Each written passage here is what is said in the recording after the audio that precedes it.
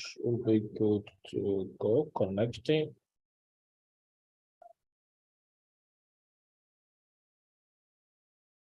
All right, everyone, welcome to day 4 of the the Quantum Leap Business and Career Advance, which is the business session of the Quantum Leap Virtual Conference that has been ongoing since last week, Monday. So through last week, Monday, we had the word feasted on the spiritual aspect. And for this week, we started this Monday, we began the business session, which has been titled Quantum Leap Business and Career Advance. And it's been an interesting and insightful sessions since Monday that we began. All right. And so today being day 4, like I said, for those who saw my post, I believe we all had gained some momentum, all right, to take that explosive jump in our business and career. But in particular for those in business, all right, why you have the momentum to take that jump, you must also have insights to structuring your business for that explosive jump or that explosive growth that you desire. All right. So tonight's meeting is very, very key. All right. So tonight we just let me see now. Just a moment, please.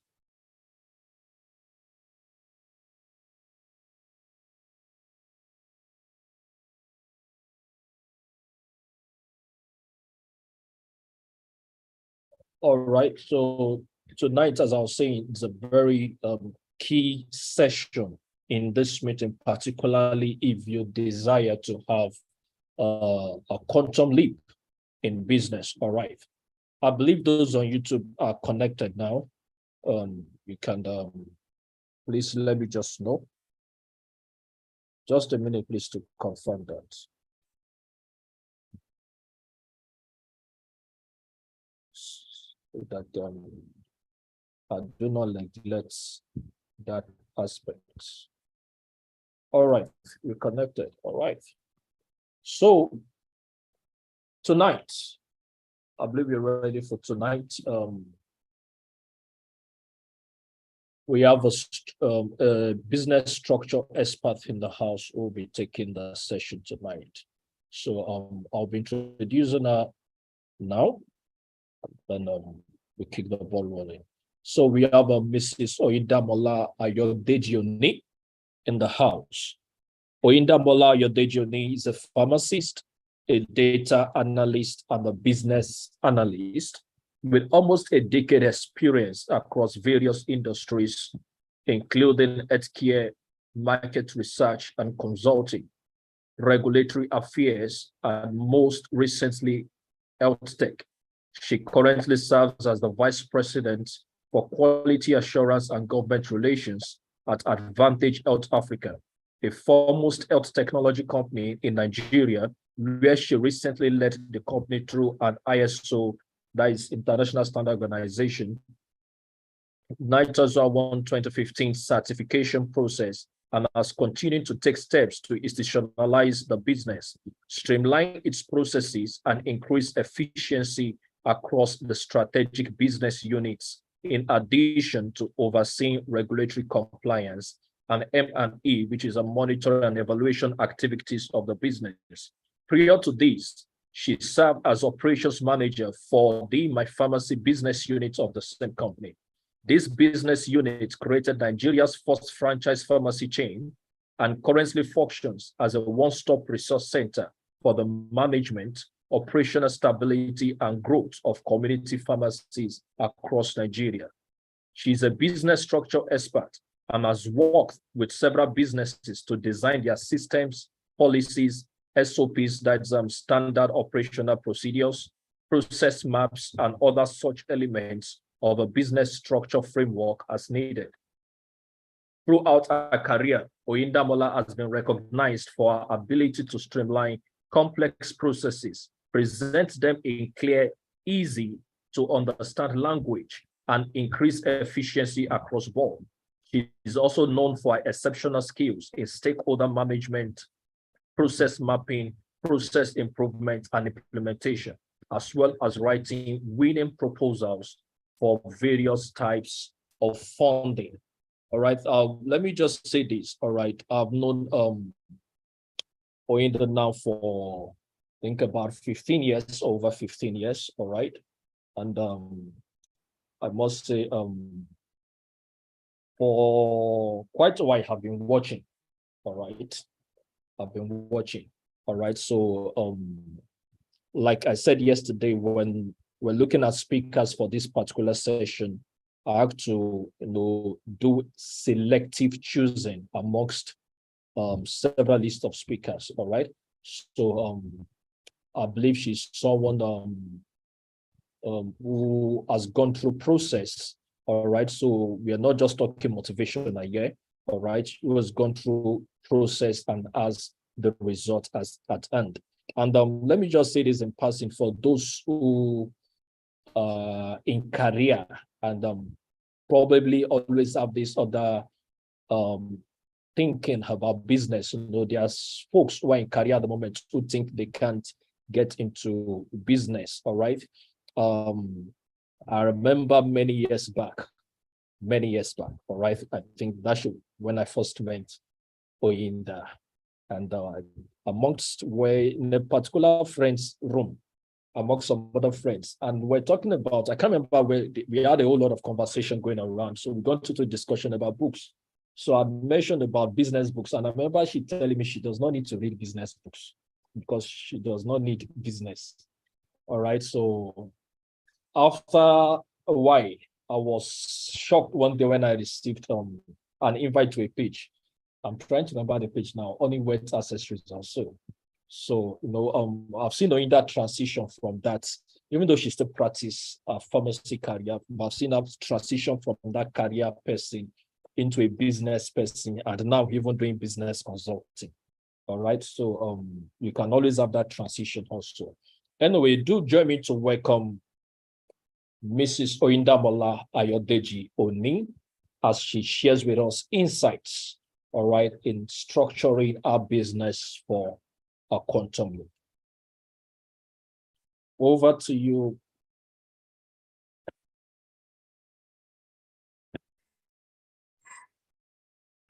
Good evening, everyone. My name is Oyindamola, like Jide has said. And yes, taking us down the memory lane. I think it's been about 15 years or more. And of course, have your video on. All right. Okay, yeah, thank you. Okay.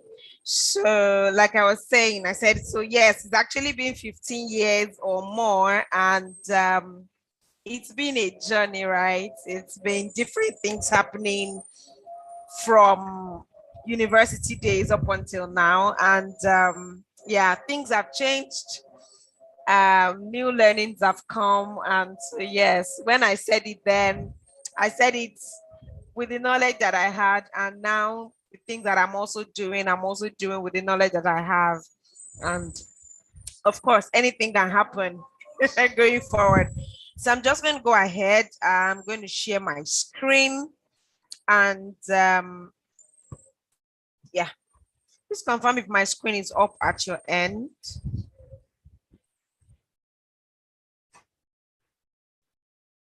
Is my screen up? Yes, it is. It is. All right, great. Thank you. Okay, so today's topic is structuring your business for a quantum leap. And I know that you've been having series of meetings and conversation around quantum leap in business and career before now. And I'm just really going to say that really the reason why you structure your business is so that you can get that quantum leap. What I mean by that is most times when people start to think about structuring their business is because they have decided to take the business bigger and they want to do a lot more things than they are doing at the moment. And so they can no longer handle or they now realize that they can no longer handle the needs of the business by themselves alone. And of course, the quantum leap is that you are going from this level to that level in a geometric fashion, as opposed to 1 + 1 becoming 2. You are now able to get 1.1 being 11, so to speak. And of course, the quantum leap is that you are I can hear myself. I don't know what's happening. All right, thank you. So like I was saying, a quantum leap basically is that you go from, instead of 1.1 + 1 being 2, you go then from 1 + 1 being 11. Instead of going through the regular, you just go from here to the next point of the orbit. So so basically we're going to be speaking around this point. First of all, what exactly is business structure?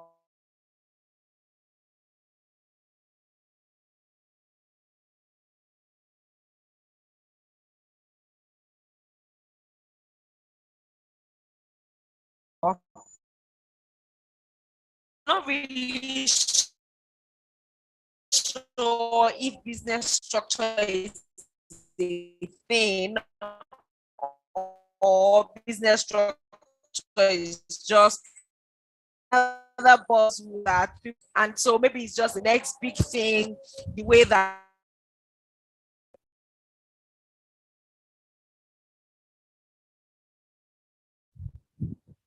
apologies for that, my network disappeared. All right. Okay, so where was I? So hold on. Okay. So I was saying that so business structure, some people have come to think that, oh, business structure is actually just a buzzword, people will get over it at some point. But we're going to talking about what exactly business structure is. We're going to talking about some myths that are around business structure that people have told themselves for the reasons why they're not going to structure their business. And then I'm going to tell you the reasons why you actually need to structure your business. Now, whether your business is, sorry about that, whether your business is a one-man business at the moment, or whether you have 3 staff, 10 staff, 50 staff, or whatever it is, right? And then we're going to talk about the things that you need to have in place to structure your business, and then the elements of your business structure framework. And then we'll take it on to the next steps, how, we can take this conversation further if you desire. So if there's anybody that there's a business owner here, I would just like to ask if you can relate to, any of these things. So is there anybody who owns a business here and has staff? Anyone? All right. Let's not delay ourselves. But you see, some of the things that happen really frequently with businesses when they start to get some level of growth is that for the owner of the business starts to get pulled in deeper into the operations of the business that they desire to leave behind and do other things. So for example, a business owner then find themselves having to always correct their staff for the same mistakes. So maybe they didn't pack the stuff well, and you have said it over and over and over and over again, but you realize that it continues to happen. Or you constantly find yourself having to do their work that you paid them to do. Or your business experiences a drop in revenue every time you are not there.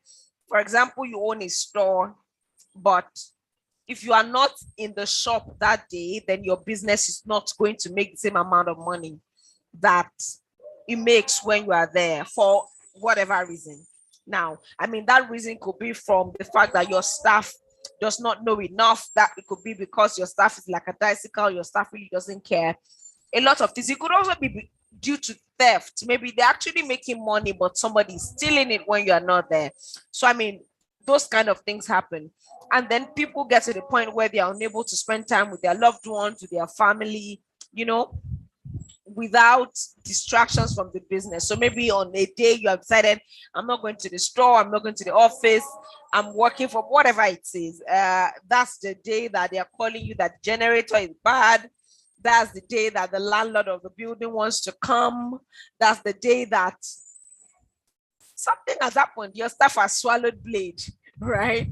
But all of these things just go to show that there isn't something that the business is standing on that can hold the business. And you will hear people say things like, every time it feels like I'm doing great with my business, but every time I try to launch forward, maybe just by opening one more store or just by increasing the size of my inventory, a problem happens.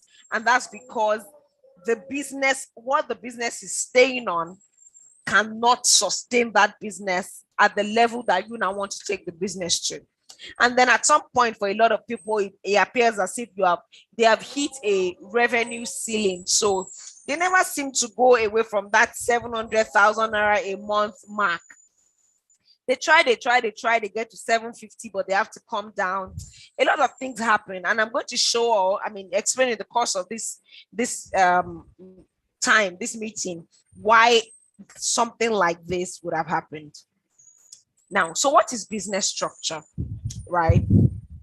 Basically, let's use it like the structure of a house. When you say, oh, the structure of this house, it is the thing that is holding the house together, right? Oh, that's a very beautiful structure. Oh, the structure of this house appears to be weak. Oh, this, oh, that. Oh, the structure of this, or structure of that. So it's really just what is holding something together. Now, business structure is the organization of the different elements of your business in such a way that it will continue to run. This is why you structure a business, that the business will run in the same way, whether you are there or not, or whether someone else who might not be you, another key person, maybe the first ever staff you had in that business, or someone, the business will run in the same way and get almost the same results, no matter who is there or who is not there.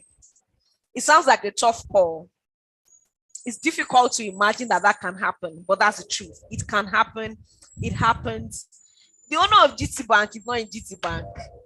GT Bank is running across thousands of branches across the nation. And when you enter GT Bank every day, you probably hear the same things every day. When you enter a Chicken Republic every day, you hear the same things every day, right? So for example, you go to a Chicken Republic and you want to buy maybe chicken and chips, and you don't hear nice. It doesn't feel like Chicken Republic to you because you are used to it. You are just used to it. You just want to hear nice. I've had somebody tell me they go to Chicken Republic to hear nice. But that is why there's a structure. So there's a system. So we don't know whether the chef that was around yesterday is one around today. We don't know the people at the till, whether they are the same people. But that business continues to run in the same way. If they open a Chicken Republic close to your house today, in your village, the same thing will happen. Why? Because the business is not centered on anybody, but it is totally centered on systems. That's why. That's the only reason why. It's not centered on how your staff feels when they get into the office. No. It is centered on what you have laid down as the rule of the game in this business, which is the systems that you have put in place to run that business. Now, in the middle of all of this, you hear different myths concerning business structure. From too expensive, right? That's the first thing I've ever heard. Oh no, it's too expensive to structure my business. I cannot afford it. And my response to the person who told me this is, you see, you can afford it. You just have not realized. Because the truth is that you are wasting money in employing people that leave your business every 2 months and training new people. You are losing money to theft. You might not know. You're losing money to the fact that your business is closed when it's supposed to be open. And clients that are supposed to come into that business have termed you as unserious. You are losing money to the fact that people don't trust your business. Or you are losing money to the fact that your clients are not getting the same results they are supposed to continue to get. And so you either have to do refunds or you have to bribe them with some stuff. Oh yeah, take this freebie. Don't be annoyed. Don't call us out on Instagram, or you have to, they've sent the delivery that is meant for Ibadan, they've sent it to Kwara State. Because, but you're losing money. And then you're losing money, or you're losing resources in the sense that you cannot fully spend time doing other things that you love. I mean, you want to go on a break, you want to have fellowship with Jesus, but you can't, because they are going to call you and they are going to take you out of that fellowship, because they want to confirm whether the transfer is coming, or they want to confirm, I don't know. But you are losing resources, you are losing a lot by not structuring your business. Then another thing is that, so some people who are maybe business structure coaches and all have also come and made it seem as if business structure is a silver bullet. No, structuring your business is not, and I'm saying it early enough so that while we get into the crux of the matter, we'll understand. It's not the solution to every problem that your business has. For example, your business, first of all, needs to be set on some solid ground. Your business model needs to be correct. Your pricing model needs to be great. All of that needs to have happened, right?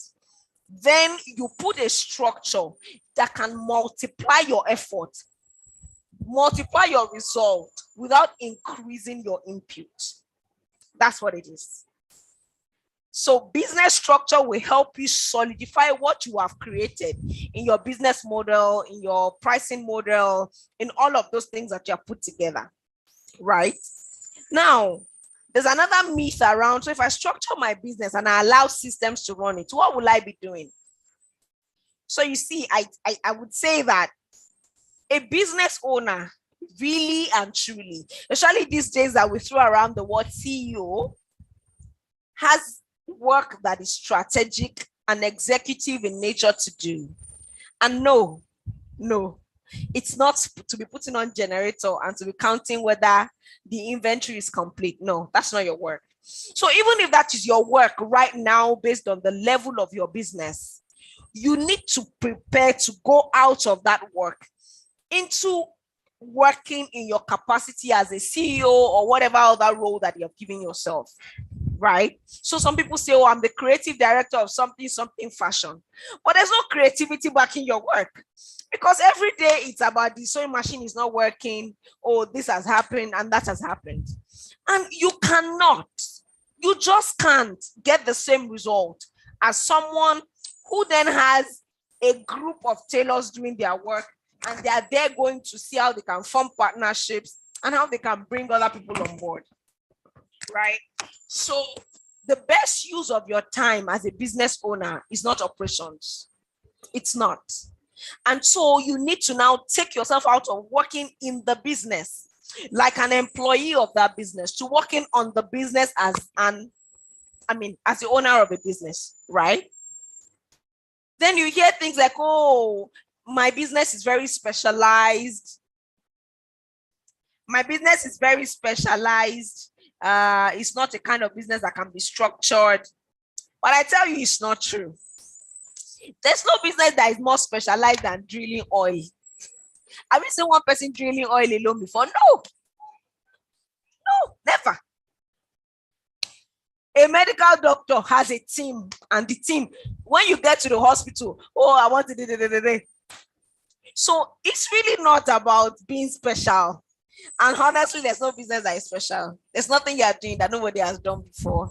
So let's just save ourselves the stress. All of this stress of my business is special. It cannot be structured. You don't understand how I'm doing it. It's a lie. It's a lie. Forget about it. Every business can be structured as long as you are ready to take your business to the next level. Every single business can be structured, right? And structure can take a one-man business to a conglomerate if you do it right. And I'll explain. Now, the fifth myth before I go forward is that, okay, I understand. Okay, I've heard everything you have said about all of these things, but I need to have everything in place. This business, I don't have a team yet, or I don't have this yet. I'm just managing. There's no money. There's no laptop. There's no water. There's no. Listen, you don't have to have every. First of all, when we were in secondary school and we were doing physics, they told us there is no standard temperature and pressure. You desire that there is, but there's none. So there's no time in life as a business owner that you would say that, oh, I have all the money and all the time and all the everything I need, and so I'm going to structure my business now. If you don't prioritize structuring your business, you will never be able to actually structure it. So we'll move on from that. All of those myths busted. Every business can be structured, and that's it. So now, so why should you structure your business, right? Why? Okay. Oyinda is talking. She has been talking since. But why should I structure my business? First of all, one of the most important reasons for me why people should structure their business is that when you structure your business, you have more effective use of your resources. Now, when we talk about resources, we're not talking of just money, right? So we'll talk about time as a resource. We'll talk about intellectual property as a resource. We'll talk about money as a resource. We'll talk about human capital, human resources as well. So what you're doing right now with your business, is it the best use of your time? Is it the most effective use of your time? Is it the most effective use of your intellectual property? Is it the most effective use of the people that work with you? You have a team, for example, 2 people. You say one is social media manager and one is office assistant, but you are still the one doing the photocopy. You are still the one sending the mails. You are still the one posting on social media. When they post on social media, you want to check it. Am I sure that this post is good? You are not using your time effectively. You are not using even your brain power. You are not using it effectively. Why are you doing that? Business structure helps you to put things in place so that you can do things that bring great value to you, to your business, and to your employees. Everybody wins. Everybody. Now you have increased revenue and profit, and this is why people are doing what they're supposed to be doing with their time in the business. And you have prevented waste because you have SOPs that tell you do this for 3 minutes. So you are see, if I drill it down to the end, so you will save on raw materials, you will save on gas, you will save on petrol, you will save on name it.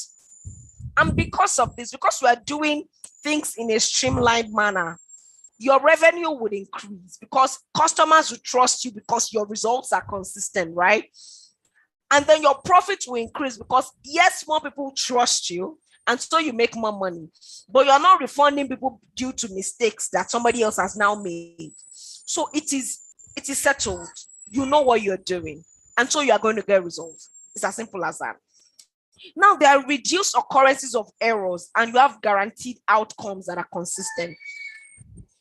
If you always go to a store to buy stuff, and every day is either they've given you the wrong stuff, or they've given you almost expired product, or they've added extra money to your money that is not your own, or they've given you a mess.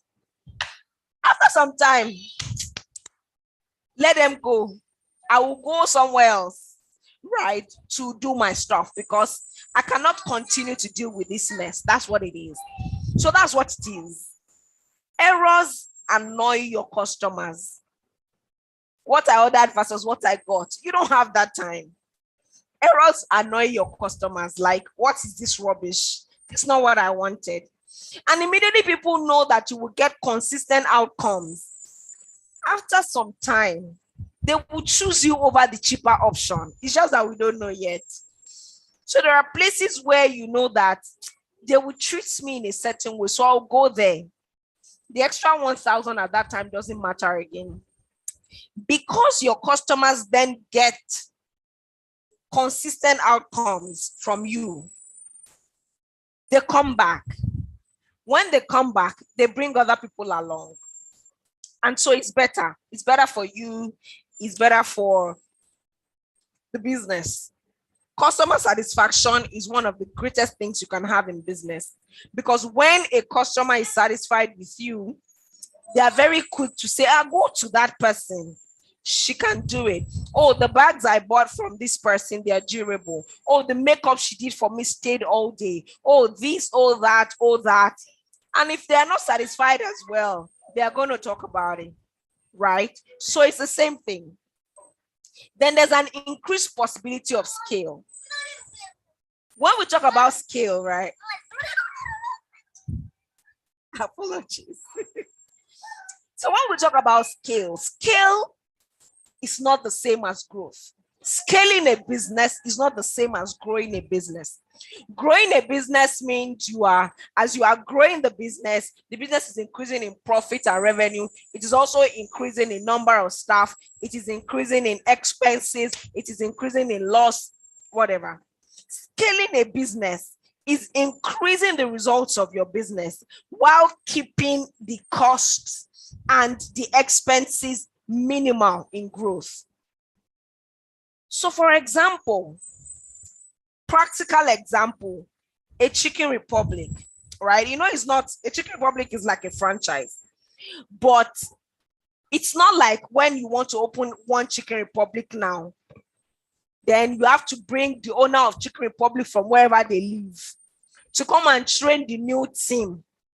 And then they will sleep in hotel for 3 or for 1 month, or funny things, and they will just be spending money. No, there's a book, right? That, let me never call it a book. There is a document like this that has the policies, the SOPs, the employee handbook, the dress code, name it, of a Chicken Republic outlet. And so when that thing is given to someone, go and start a Chicken Republic, they will replicate Chicken Republic to the letter without anybody moving from this place to that place. At most, they come there for 1 week, they settle you, do this, and they're gone. And it runs as if they are sitting in the back office watching you, because everything is in place.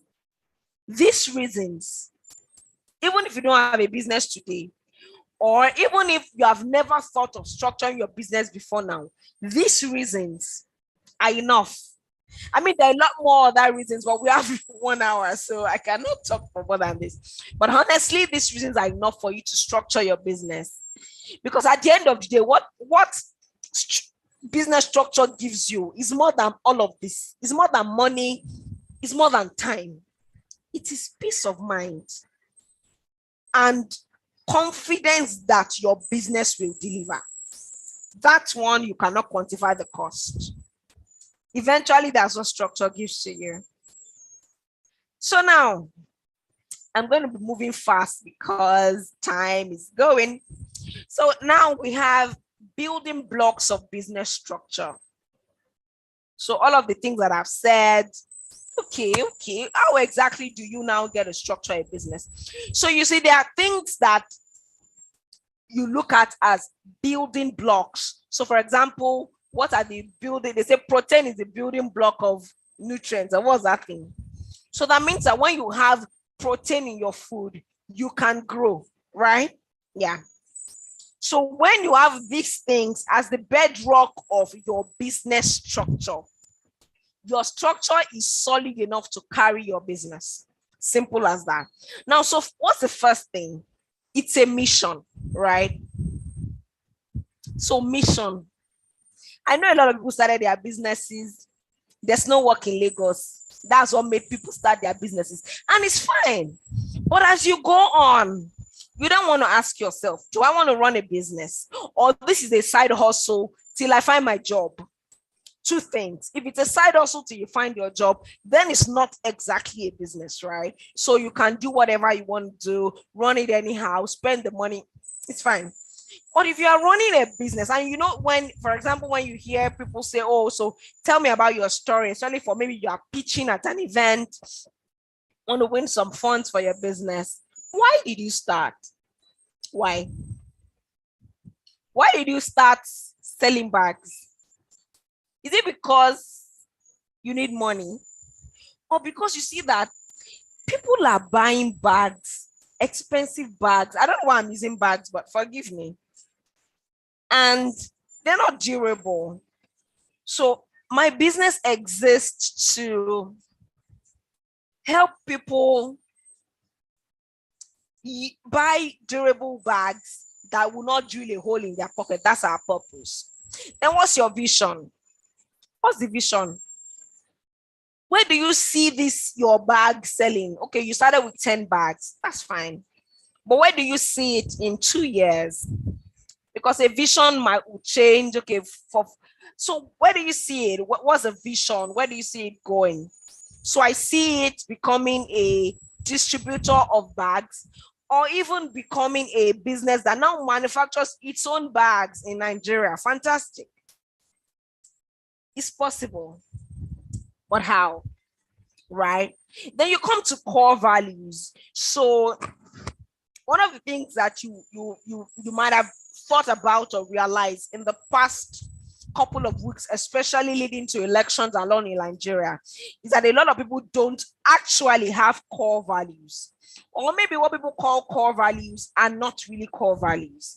Because core values are things that, these things define you,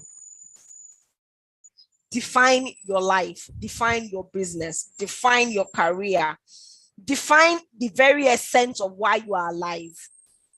For a business as well, the core values would determine why you are a business.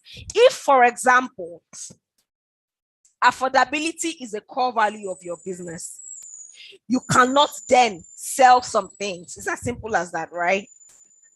If, let's say, excellence is a core value of your business, there's nothing in this world that will make you deliver a product that is substandard. Nothing. Even if you have used all your money, you will call the clients and you will beg them. Because according to what I believe and how my life is structured, I cannot deliver this thing. If integrity is a core value of your business, you will not cheat anyone. You know, but there are 1,001 words you can come up with and say, oh, these are our core values. But what distinguishes you really is the fact that you stand by them and you do them every time.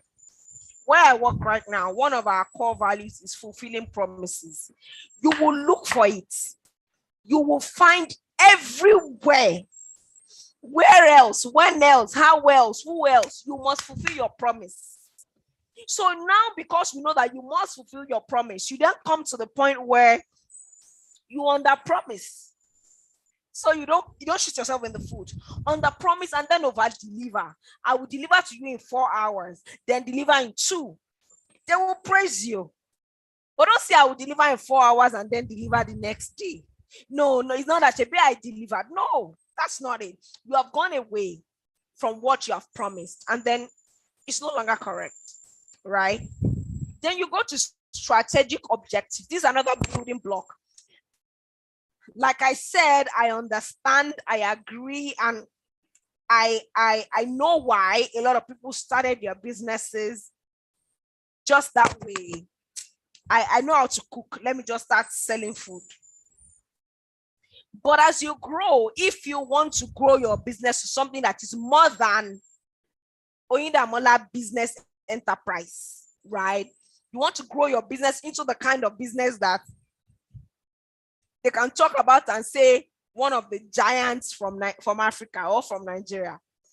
You have to move up. and then start doing things that are strategic. So what are your strategic objectives? What do you want to achieve? So when you're talking about strategic objectives, you usually will have them in like 4 or 5 big buckets. So learning and development, customer facing, financial, operational, those are really things you have.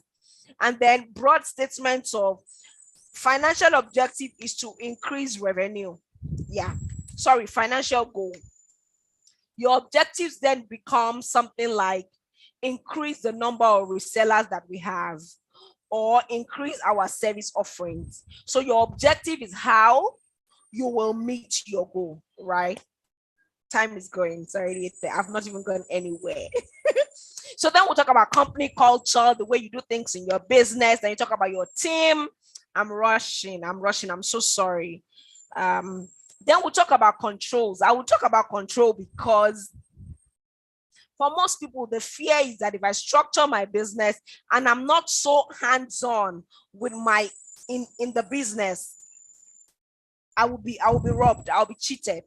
And that's where controls come in. If you put controls in place, I'm sure one of the things you will have heard very frequently is quality control, right? Maybe as a role or something, but it's really just control of quality. So how do you control your quality? How do you control your finances? How do you control your operations? Checkpoints here and there, safeguards to say the interest of the business is protected against the interest of anyone. So for example, if you are going to, your quality control can be making sure that you check each one product of each batch, random sampling. That's a quality control measure. You can have financial control to be that 2 people must be involved in any cycle of anything relating to money. The person that counts the cash is not the person that banks the cash. The person that fills the form is not the person that signs the form. All of those things are ways, that people control their business. And then you have systems. So a system is a collection of procedures, policies, softwares, tools, whatever it is, all coming together. For example, say a respiratory system, your nose, your mouth, your throat, all of those things come together to make up your respiratory system, right? Reproductive system, another group of things come together, digestive system.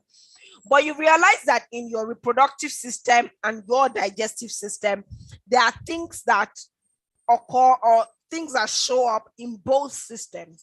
That's exactly how a business system is. So you have policies, you have this, you have that, all around. Bringing them together to say, okay, this is our financial system. This is our operational system. This is our customer management system. This is our quality management system. Bringing things together from different parts of the business to form a solid system. You would say, for example, your financial system would be SOPs for banking cash, will be policies for reimbursement, will be your financial management software, and then maybe policies or controls that your account officer has put in place, right? And then you have accountability. The truth is, there's hardly anything you can do if you're not accountable one way or the other. So whether that's being accountable to a board of directors, being accountable to, your friend, your family, being accountable to yourself, if you actually are somebody who is that disciplined, being accountable to a group, a mastermind or something, being accountable to your team on doing the things that you promised to do. You have promised that you will give them this to do their work, then give them. It's accountability. If you do something, if you mess up something, you need to correct it, then that's also accountability, right? All right. So I'm rushing now. Trying to move my slides are not moving. All right. So what are the elements of a solid business structure framework? Right? A business structure framework basically is a series of documents and activities that you use to guide your business in its operations based on a fusion, like I mentioned, of the things were previously mentioned. So you will see that, for example, some things will now use controls, systems, core values, vision, mission to come together to form what you want to do, right? So you have documents that you need to have for your business. Like I said, if the people that work with you don't know the vision for your business,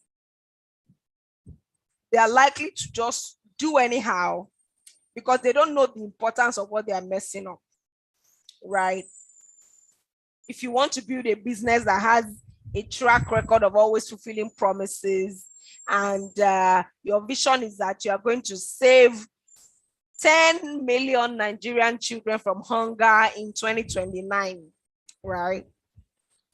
Your employee has to know that every child that comes into your space needs to be taken care of because you are counting.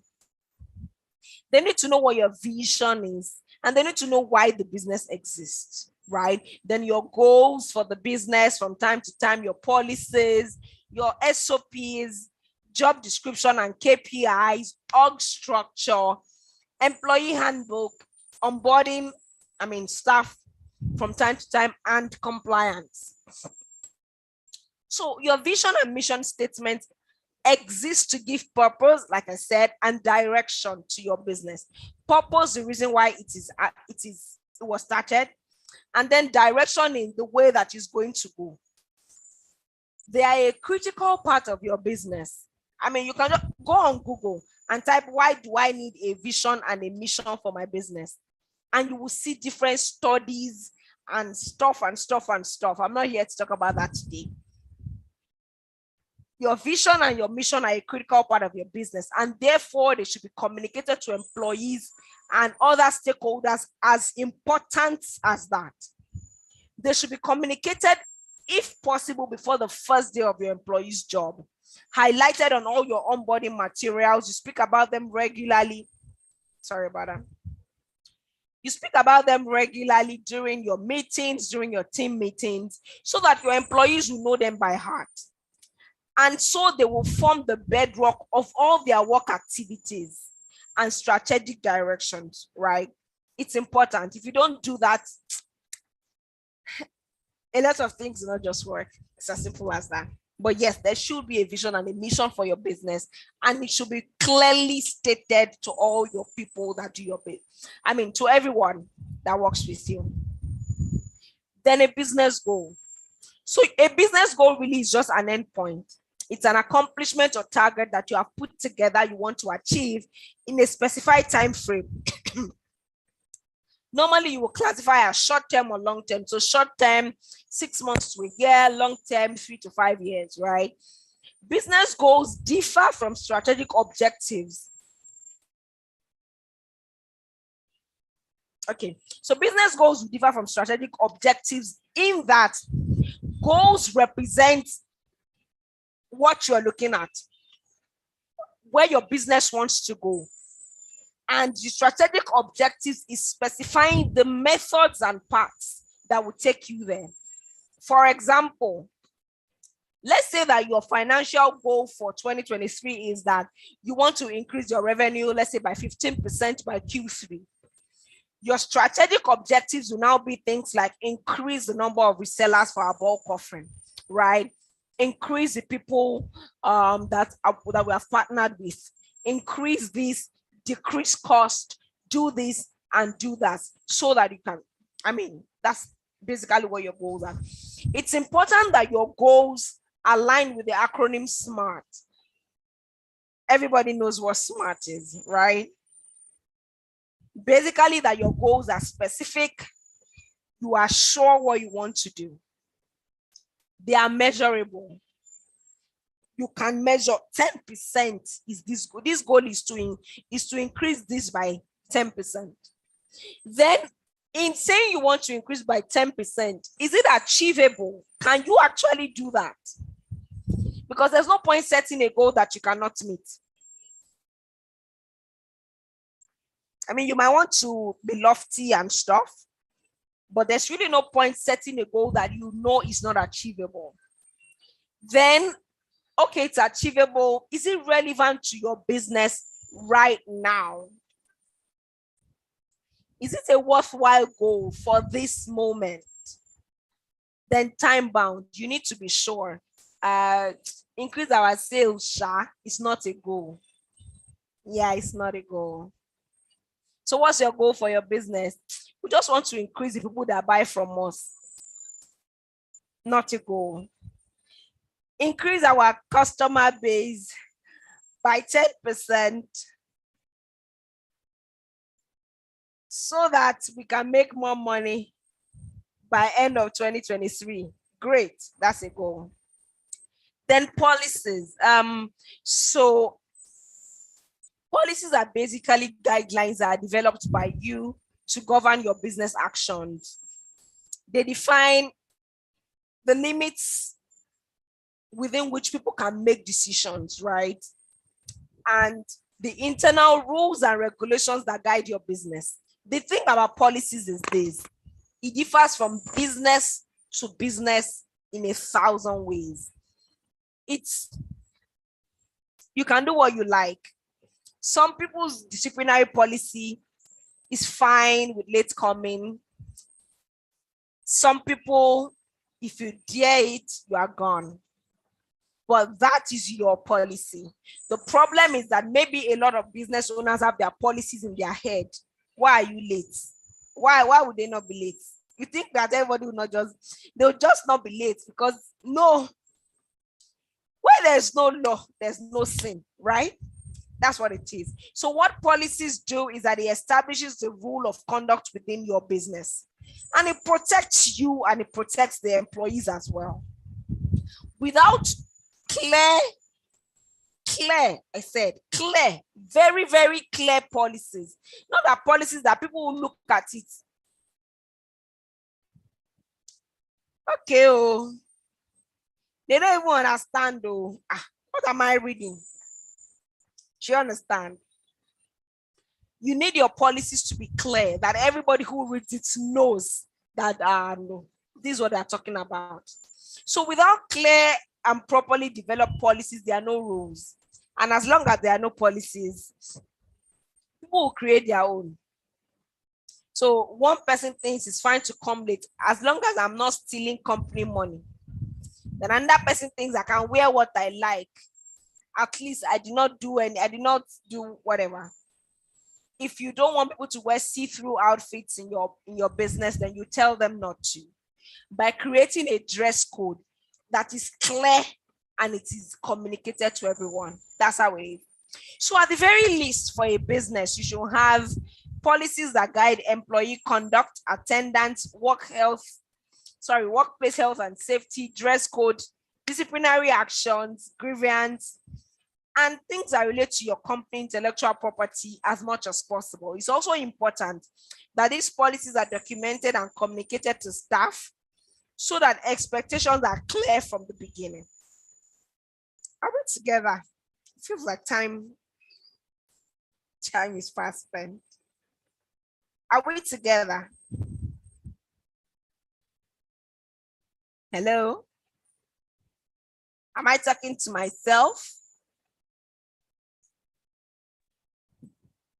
No, they actually responded on the chat platform. So. Oh, okay, great. All right. Thank you.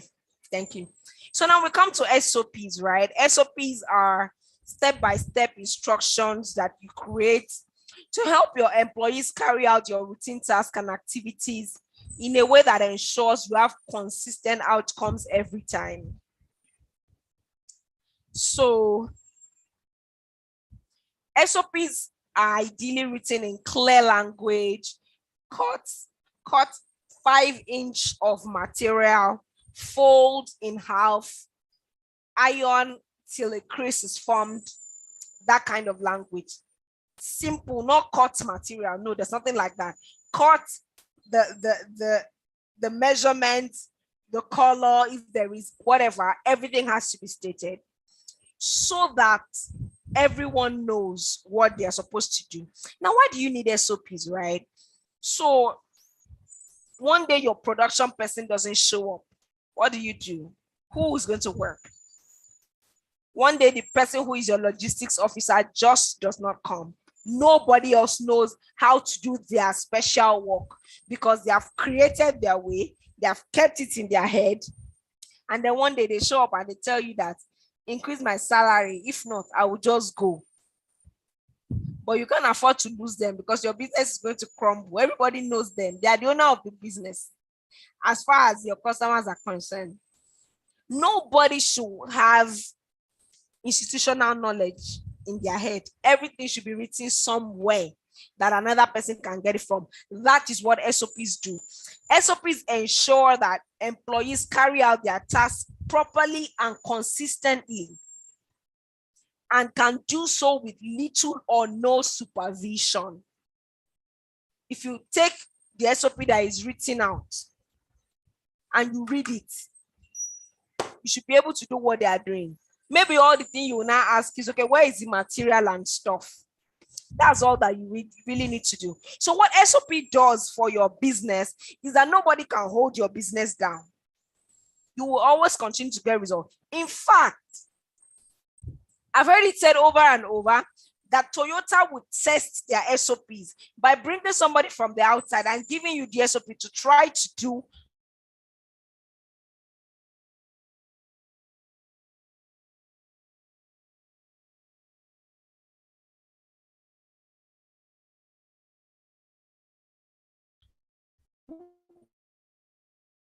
would do that so that they are sure that this thing is clear.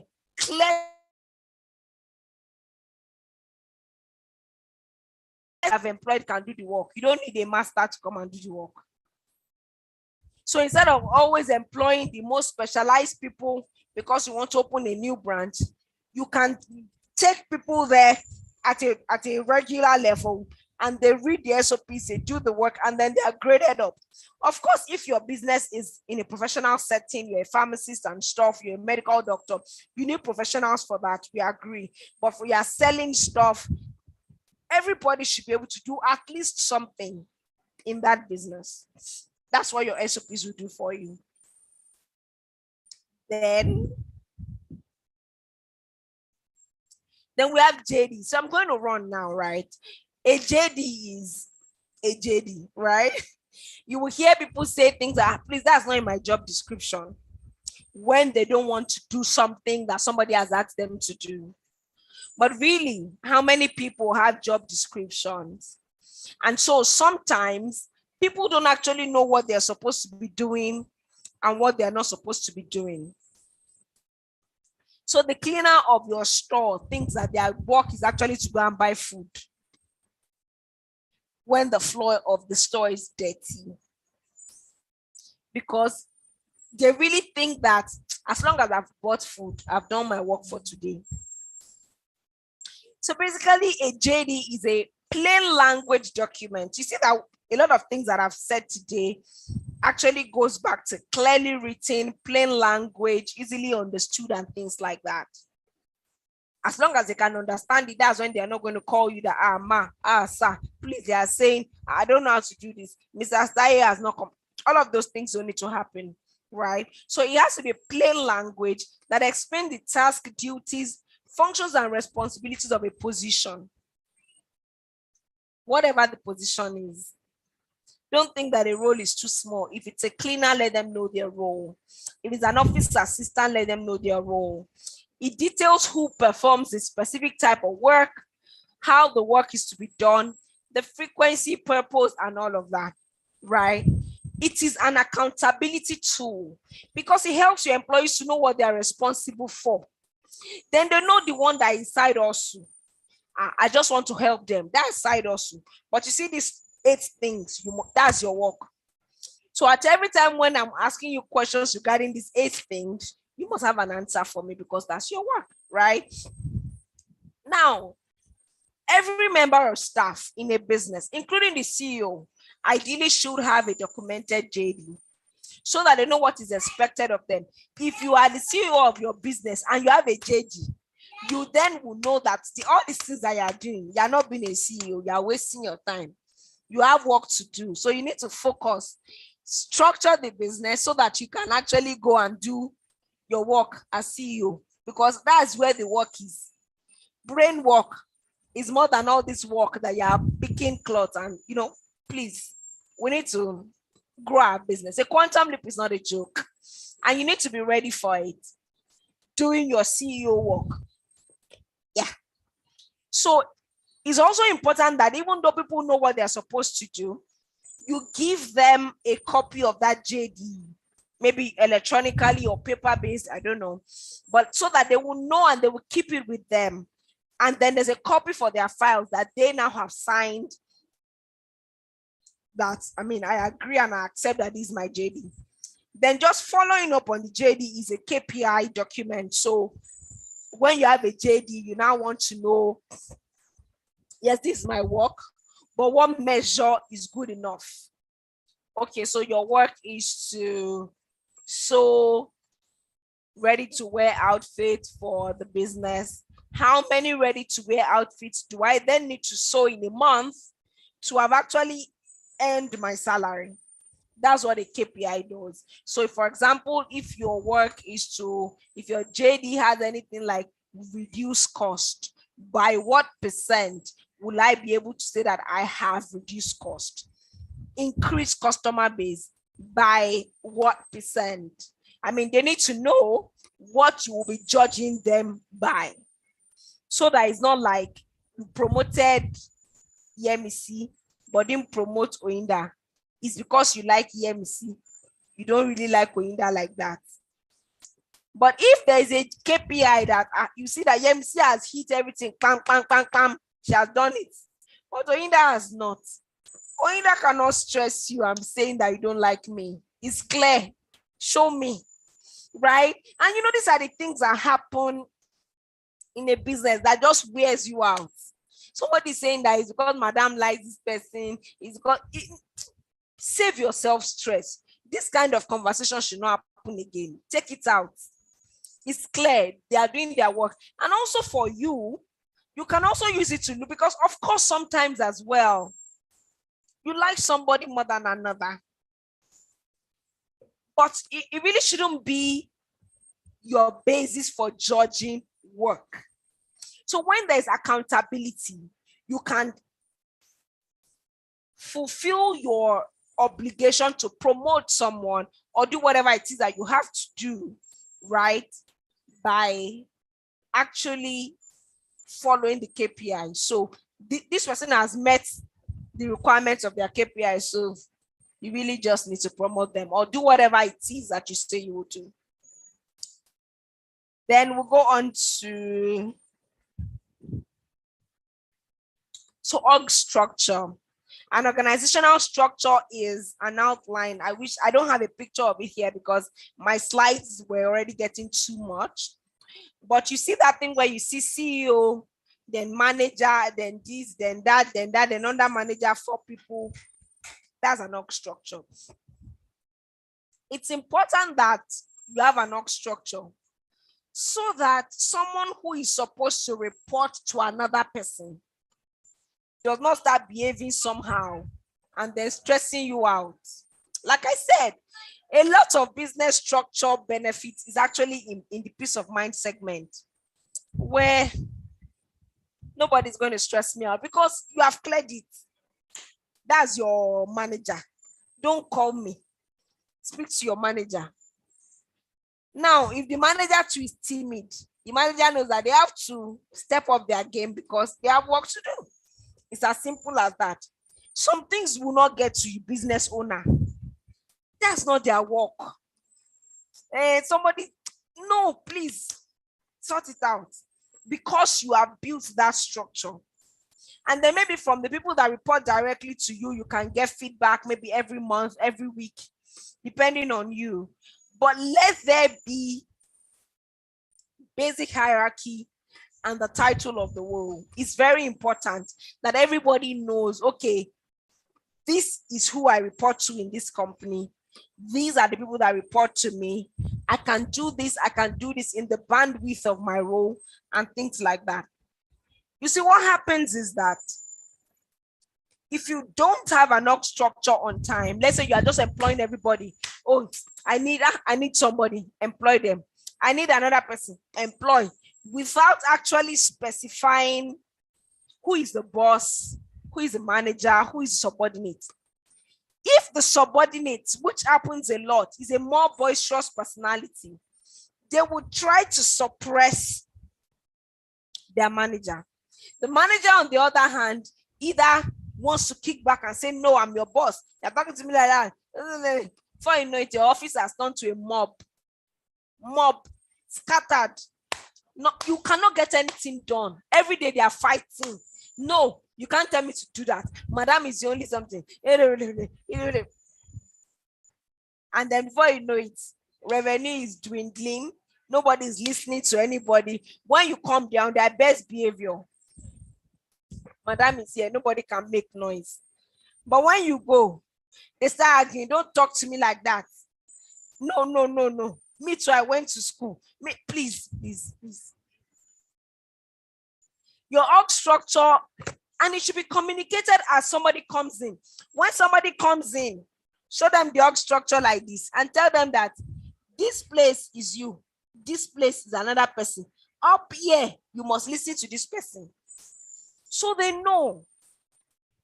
And from the beginning, when they are coming, their body has already calmed down. They are not coming, nobody can come to fight because they just can't really. And that gives you time. You see, all this time I'm talking about, this small 30 minutes of settling quarrel today, 25 minutes of correcting them over what they are supposed to have done, 20 minutes of asking them, why are you late? Why are you wearing see-through clothes? Why are you, all of those things. That time, if you focus that 1 hour on doing the executive task, you will increase your revenue. You will increase your revenue. Then an employee handbook. You see an employee handbook, take it as a Bible. Everything you can think about that will help your employees to sit right, do what they are supposed to do. Everything, you put it there. Your vision, your mission, your culture, the reason why you started your company, policies, everything, code of conduct, how they go and live. An employee handbook is usually a very big document. Most times these days, they're online, they're kept, in drives and all of that. And they are also shared in bits and pieces so that people can assimilate them faster. But it's really a document that defines everything your employee needs to do their work well. If they have that thing, it's the way that somebody say, Pastor, pray for me. Pastor will say, read your Bible. This question is in your handbook. That question is in your handbook. Check the handbook. It is there. Check the handbook. And by that, you are freeing up your time. Because you see, what you do is what will multiply. If what you are doing every day is solving quarrel, it will continue to multiply. If you say God should multiply the work of your hands, and the work of your hands right now is that you are solving problems, you are begging customers, you need to have come out of that space and then be able to multiply what you're doing. You can't experience a quantum leap. In fact, it won't be a favor to you from God if you are giving a quantum leap on a business that is not structured. It will wear you out. You would almost curse your blessing. And you don't want that to happen, right?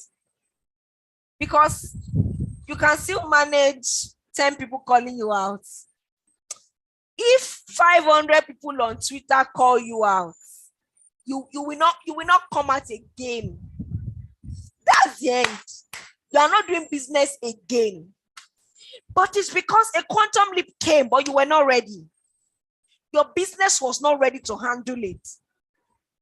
Yes, you're making 300K here and there. When you start to make 300 million, the tax office is coming after you if you are not compliant.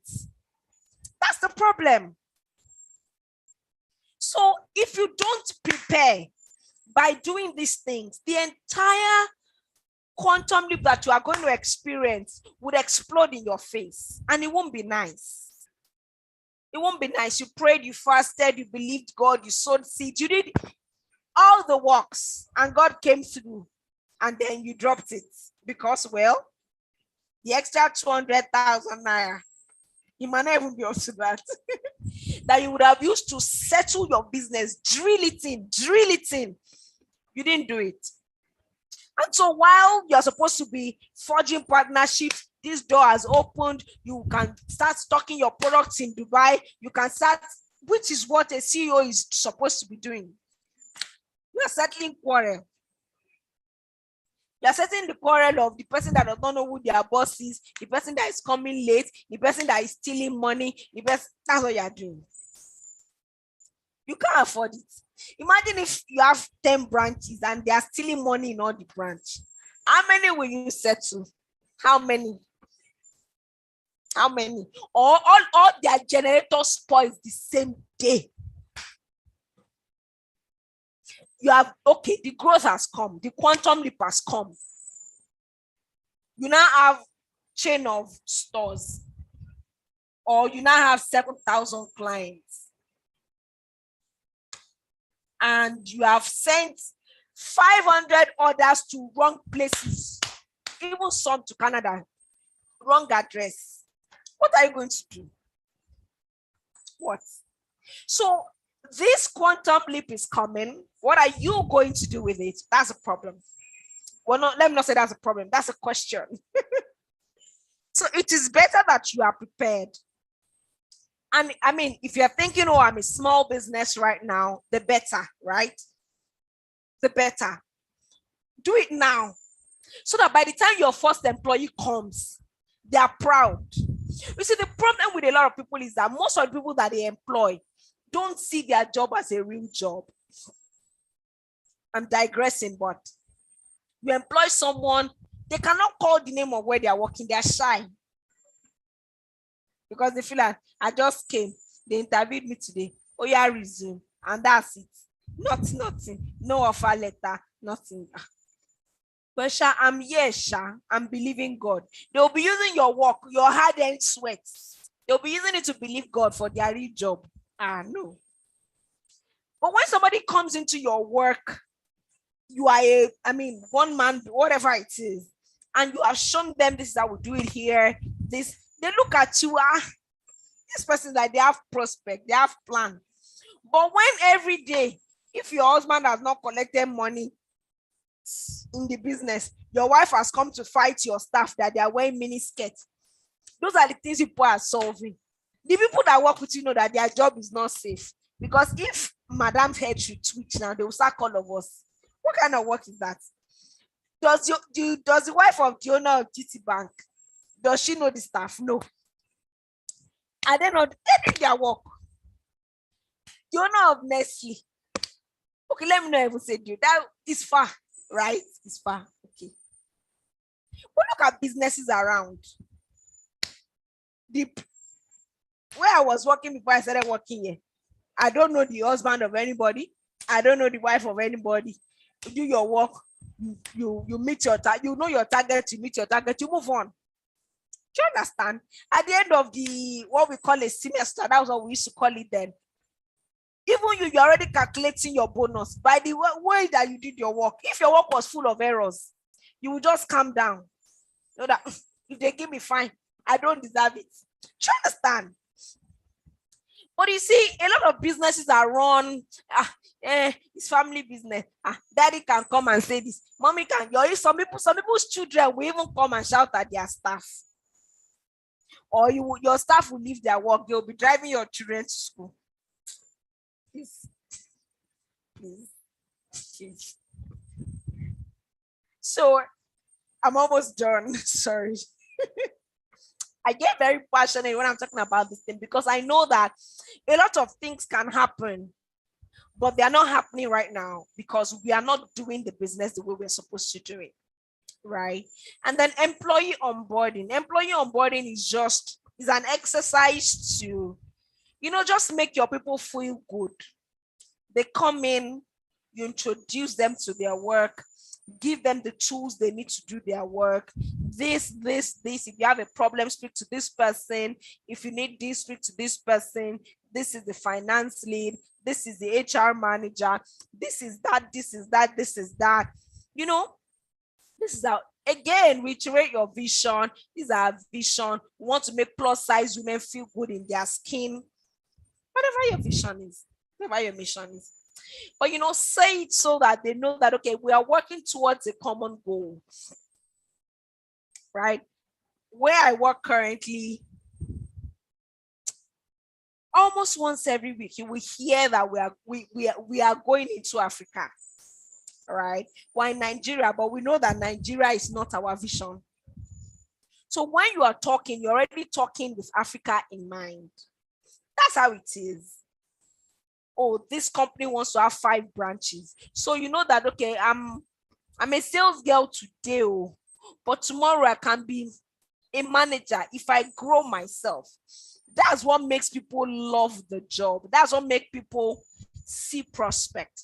But when all you can be is sales girl and all your salary can increase by is 5,000, how will they wait? They will not wait. So basically, onboarding your employee is telling them, putting them through it's not a one-day event, it's an exercise. Some people have theirs for 90 days. Some people even do as long as 180 days, right? But just letting them know that, okay, this is our goal. This is where you fit in right now. You can fit in more if we reach our goal of entering into Africa. You can become group HR. You can become MD or president of the company. You can become the president of the West Africa group or of the South African one. Do you understand? So people can aspire, and they are not looking for work in oil company with your internet.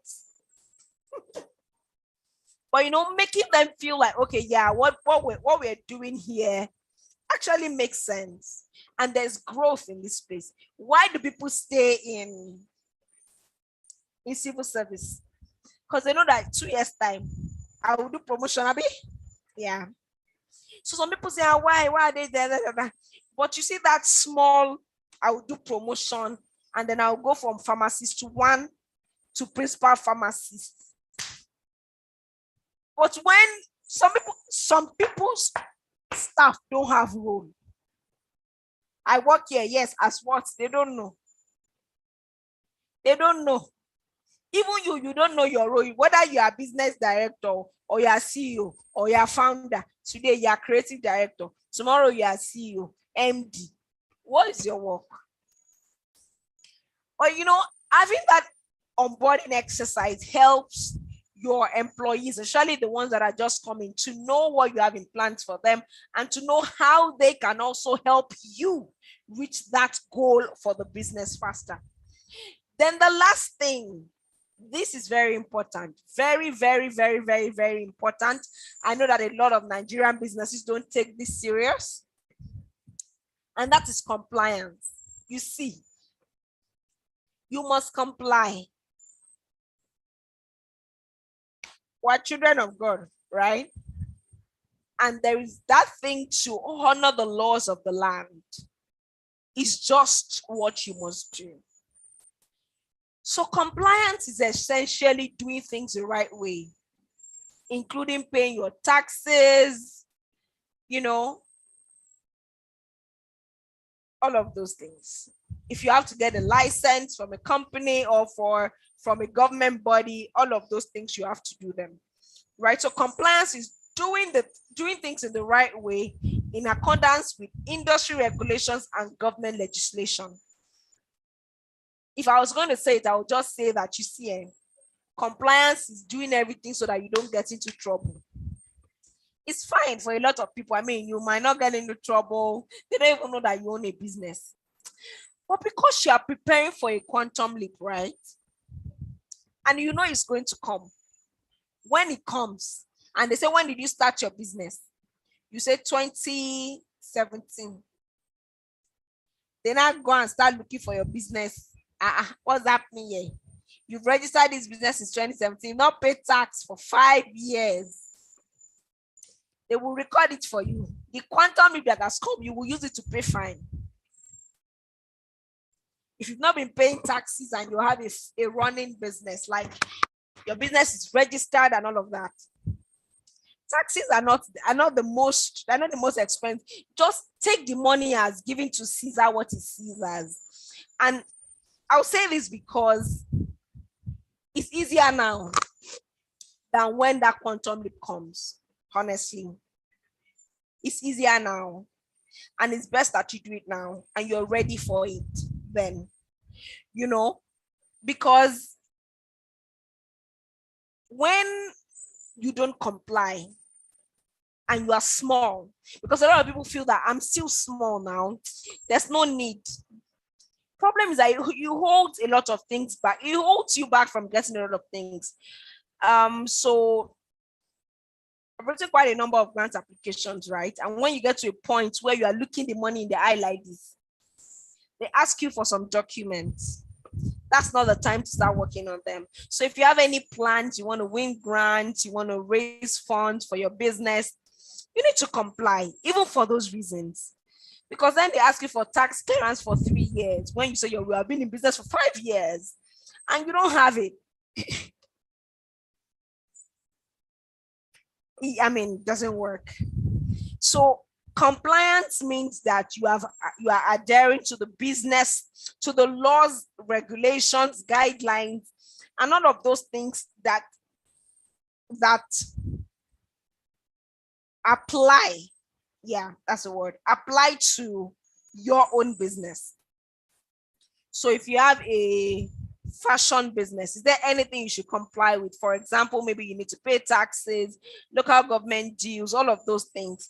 Ignorance is not an excuse. So you need to find out what you need to do, right? You need to pay state taxes, whatever it is, find out and do it. Do it now that maybe your tax is 3.5. Because when your tax becomes 700K, and then they will count that 700K back for you for 6 years, even though then your tax was 2,500. I'm just saying, I don't know how taxes are calculated, but I'm saying that find out all of those things and just do them. If your business collects sensitive data from people, you need to do data protection policies. You need to, ensure that your business is compliant. That when they start to search, when you are growing, they can't point that, this is the loophole, I found it. No. So you say that the prince of this world has come and has found nothing in me. It's not because he can't find, but because you prepared yourself to know that he will come when your bounty comes. And you don't want him to get your bounty. You don't want him to get all of those things that God has given you. You don't want the law, the wrong side of the law to come and take the greatness that your quantum leap has brought, right? So that's my last point.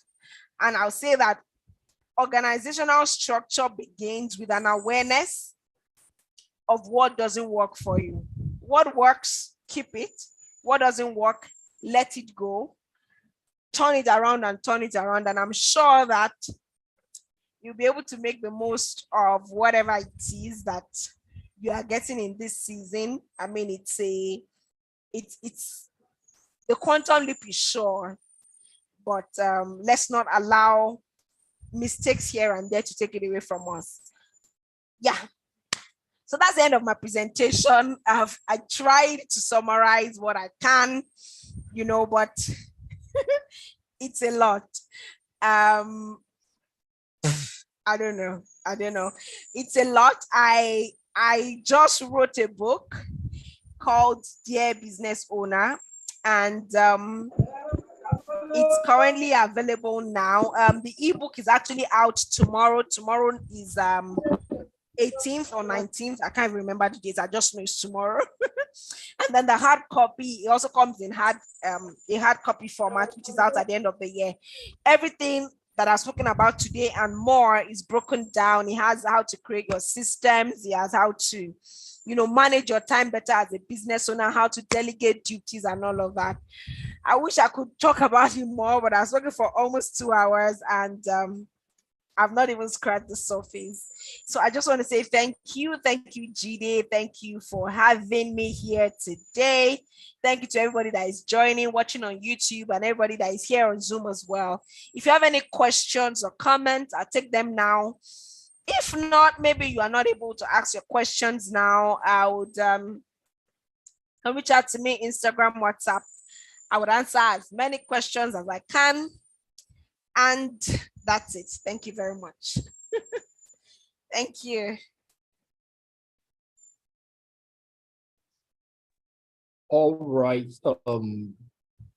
Thank you very much for that insightful teaching. All right. Before I say anything further, do we have any question?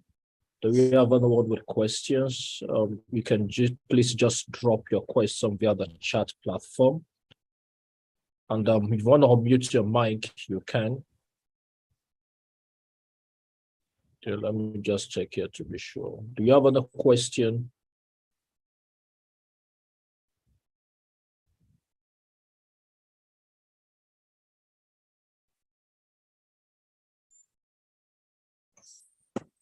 Okay, I guess there are no questions then. All right, I guess there are no questions. All right. Thank you very much for coming up tonight to share those insightful teachings. All right. Thank you very much. Okay, I'm trying to confirm some understanding. Okay, thank you very much. I mean, those are powerful and insightful tips. From my experience back in the marketplace before ministry, I know what if they were to be. It's all said in a message. Okay, if how do I put that down? If it to be a consultation, stuff. So I believe everyone here had learned one or two things, all right, to apply in their business as they take the steps towards quantum leap. All right. So thank you very much. Thank you very much. Let me just say this. That's for every one of us here, particularly in the area of compliance. All right. And in particular as believers or as Christians in the marketplace.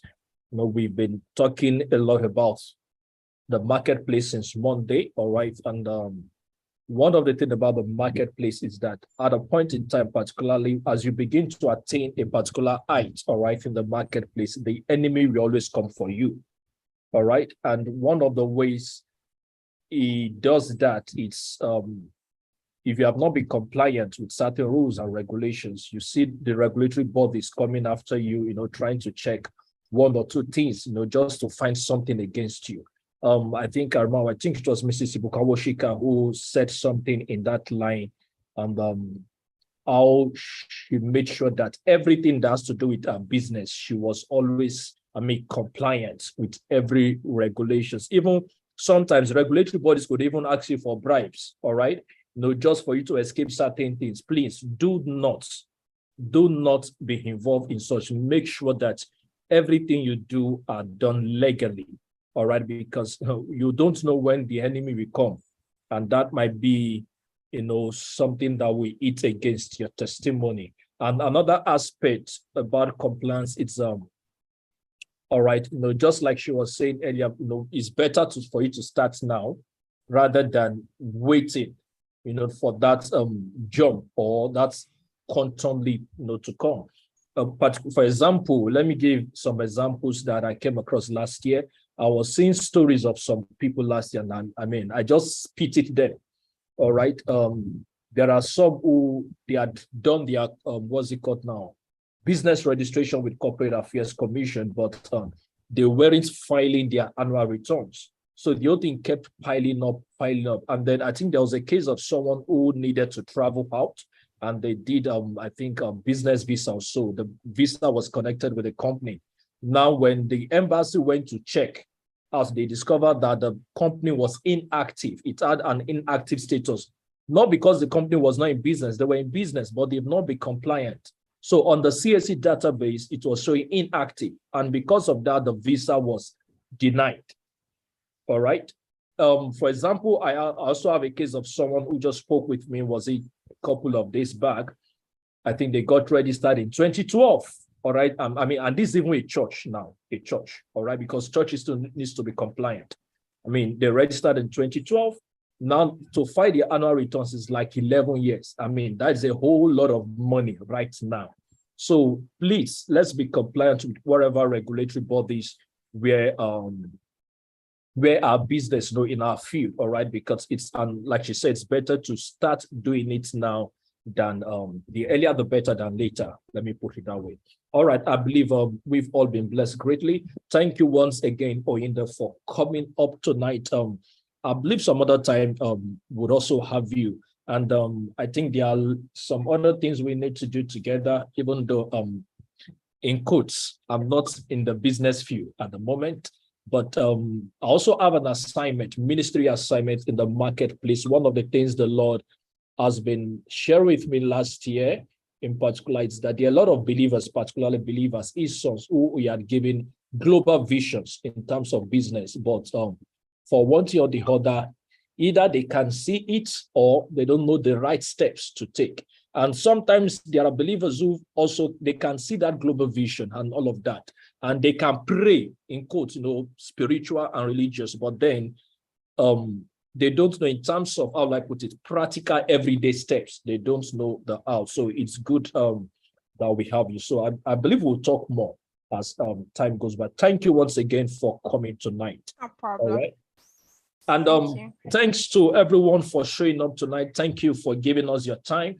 We come to a wrap up of this business and career advance session tomorrow evening. And we're going to have Mr. Tokumbo once again tomorrow, 7:30 p.m. All right. So please, let's be here on time. All right. And thank you, everyone. God bless you. And bye for now. Bye.